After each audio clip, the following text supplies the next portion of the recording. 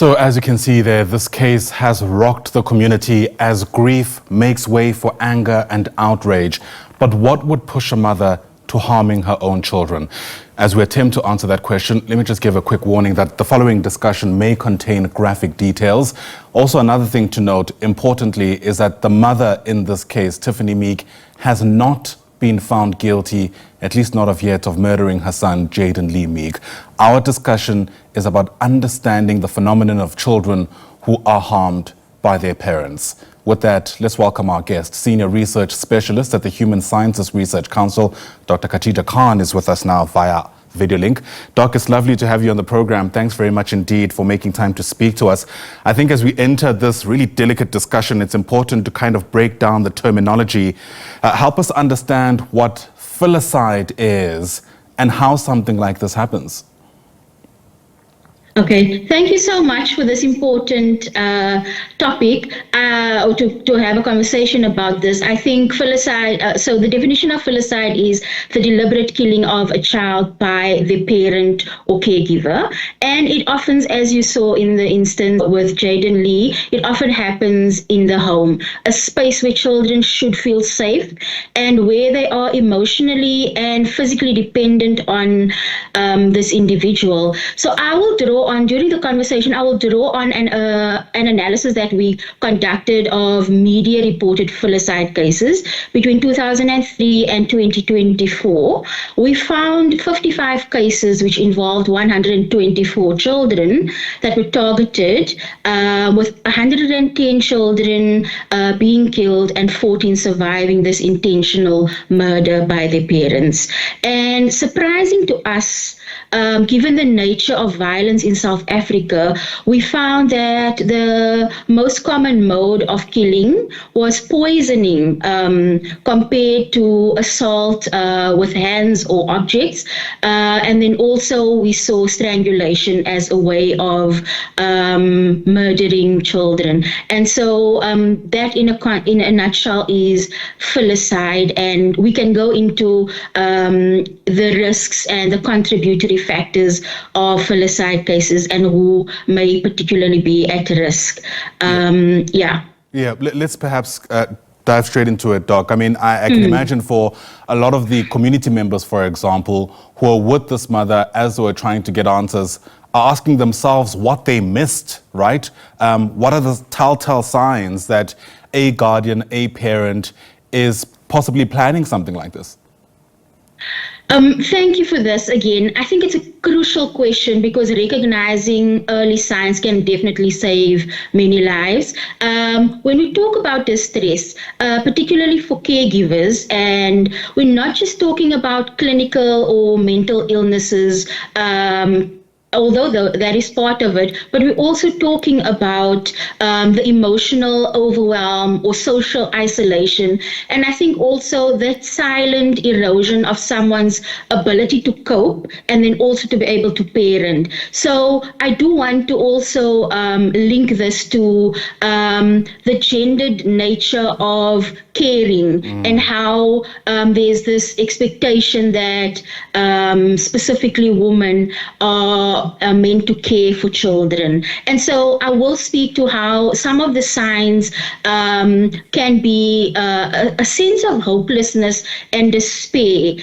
So sometimes parents may feel or give a sense that they may feel trapped or my child may be better off. And this is linked to that need to want to provide, and it is also linked to the financial standing of a parent and that pressure to want to provide a life that the child that you want to give a child. You can also see that it is isolation and not having that support. And I think also children are growing up not anymore in that village like we usually speak about. And so we can see that sometimes parents or the person may be withdrawing themselves from a situation. Particularly what comes through is that sense of shame related to not being able to provide, financially, and then also relationship breakdowns, where in our research what we found was that the parental relationship breakdown was a catalyst for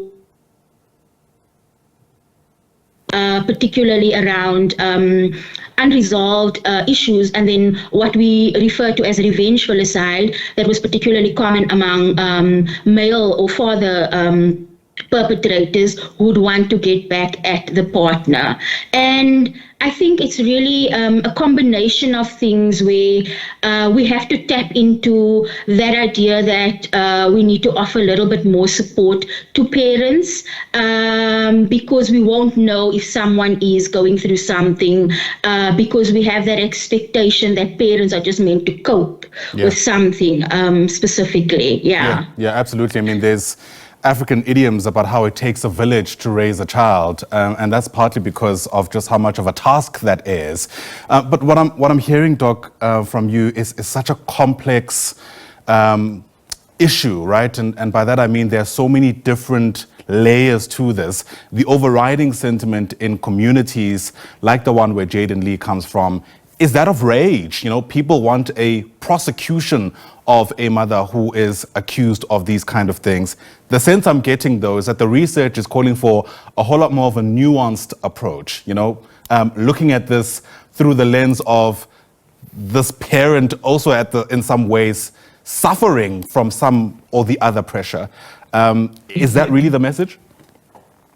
So I would say that, since these acts are not spontaneous, you can imagine that as a parent in South Africa, there are various risk factors that can contribute to one making that decision. And so I will speak to specifically, one can imagine that it is a hard task to take on, for example, if mental health problems or untreated mental health problems may impair someone's judgment. As an example, you may not have the capacity to deal or to manage your own behavior, and let alone be able to parent well. What I'm also saying is that there is, it's multi-layered, right? It's at an individual level, but it's also structural aspects. If you think of poverty and access to services, it is a sense of gaps in our system that are not adequately providing that type of support for parents. So we do see that there is some support in terms of the child support grant that can relieve some of that pressure, but we also know that there's more to that. Financially, there's an emotional type of support. If a mother is working, she's not able to be there and fully present. So it's those trade-offs that parents have to make. And once again, I have to make the note that we are seeing that in societies, or in South Africa society, we do see that families are generally more mother-led. And so there's that additional pressure for a woman to perform in a certain way, that I am a mother, I am an employee, and I need to do all of these things well. So it's not understating that type of pressures that are placed on a mother. And I think those are quite important, because it's really not just at the individual level, but it's systemic issues in terms of is there enough support for this mother to be able to access, for example, mental health support, or parenting support, and even legal support if it is a dissolution of a relationship, in a way that a parenting plan is conducive for the child's needs. Right. South Africa, yes, is a secular state, but it's still quite conservative. So much of our thinking and arrangements in families and communities is through the precepts of culture and religion. I wonder how much of us tackling this issue actually relies in a shift in our culture and understanding of, how we relate to each other. And I'm asking that question as I consider the fact that I don't think there's ever been a term for postpartum depression, for example, in many cultures, right? And so if that's the case, how then do we make sure that mothers, at the very least, who we all agree face in many instances the disproportionate amount of pressure, receive the adequate support?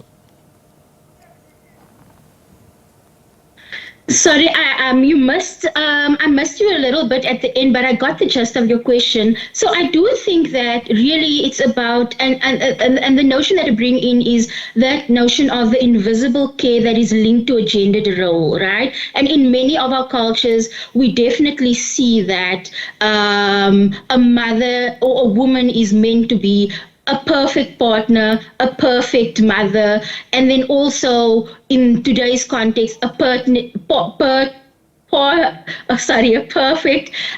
employee, right? And so all of these things are really compounding how she shows up. And that additional gendered pressure, I think, is something that we should start thinking about and normalize. The big thing for me is to start normalizing conversations around it is okay to not be perfect.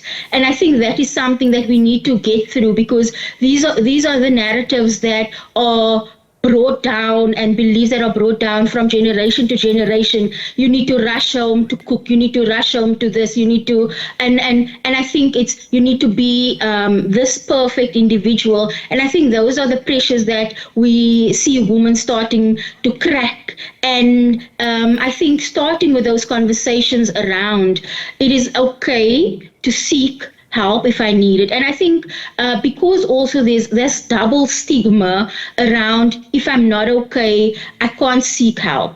I think people tend to have a stigma towards mental health conditions, but then also, even if it's not even a mental health condition, it's just to say that I'm not okay. I think those are the conversations that we should start bringing in into our families. Have those conversations, because it's something that that affects women, and there's this pressure that we need to live up to something that has been prescribed by a tradition or a culture. And I think it does, a culture and religion somehow prescribes these roles that we're meant to play. And what I'm saying is that we should be normalizing that it is okay to go against that grain, but to also say that it is okay to normalize not being okay and to ask for help, which I think we are starting to get there slowly.